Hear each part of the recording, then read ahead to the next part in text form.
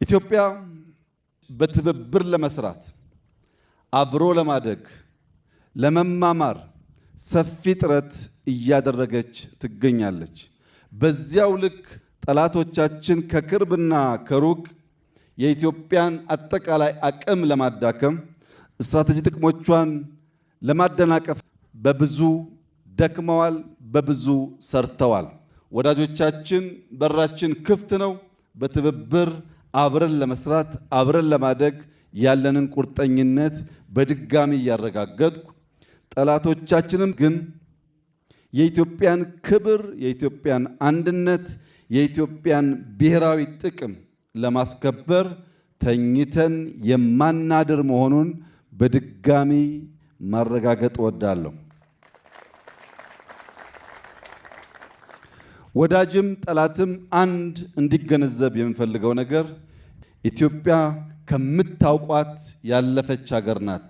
በሀብቷም፣ በታሪኳም፣ በብቃቷም ኢትዮጵያ እያደገች ያለች ሀገር ናት። የአፍሪካ ትንሣኤ የማደግ ምልክት የምትሆን ሀገር ናት። ከእንደዚህ ያለው ሀገር ጋር ተስማምቶ ተባብሮ አብሮ ማደግ ብቻ ነው የሚያዋጣው። አንዳንዴ የምትስቱ ቆማችሁ የቀራችሁ ወደፊት መራመድ የምትቸገሩ ሱ30 ጄሲ10 ወይም ከዚያ ያለፉ ቴክኖሎጂዎች ሲጠሩ ይሄ ደግሞ ምንድነው ብላችሁ ግራ የሚገባችሁ አሁንም ሚግ 21 ላይ ያላችሁ ሀገራት ደጋግማችሁ እንድታስቡ የሚያስፈልገው ኢትዮጵያ ትናንትና ላይ የቆመች ሀገር አይደለችም። ኢትዮጵያ ነገን ለመዋጀት አበክራ የምትሰራ ሀገር ናት። የማንንም አትፈልግም። የራሷን በየዋህነት በተላላ አሳልፋ አትሰጥም። የተሰጠ ካለም ማወራረዷን አትተውም። በኢትዮጵያ ውስጥ ብልጽግናን እናረጋግጣለን። በኢትዮጵያ ውስጥ የጀመርነው እድገት ምንም አይነት ፈተና እንቅፋት አያቆመውም። በኢትዮጵያ ውስጥ ተረጂነት ታሪክ ይሆናል።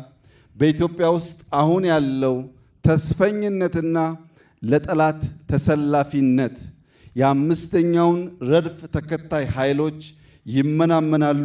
የኢትዮጵያ ሰላም፣ የኢትዮጵያ አንድነት፣ የኢትዮጵያ ብልጽግና በኢትዮጵያውያን በጋራ ትብብር የሚረጋገጥ ይሆናል። ኢትዮጵያ ለኢትዮጵያውያን ሁሉ የምትጠቅም የምትበጅ እውነተኛ እናት እንድትሆን ሁሉም ዜጎች በእኩል የሚታዩባት በእኩል የሚስተናገዱባት የከፋቸው ያልመሰላቸው ካሉ በይቅርታ የሚታቀፉባት ኢትዮጵያና ኢትዮጵያውያን ጥቅማቸውን ለሌሎች አሳልፎ የማይሰጡባት ልጆቻችን ወደ ኋላ መለስ ብለው ታሪክ ሲመለከቱ በሁሉም መስፈርት የሚኮሩበት ተግባር ፈጽመን የምናልፍ መሆናችንን በድጋሚ ያለኝን ሙሉ እምነት እየገለጽኩ አመሰግናለሁ።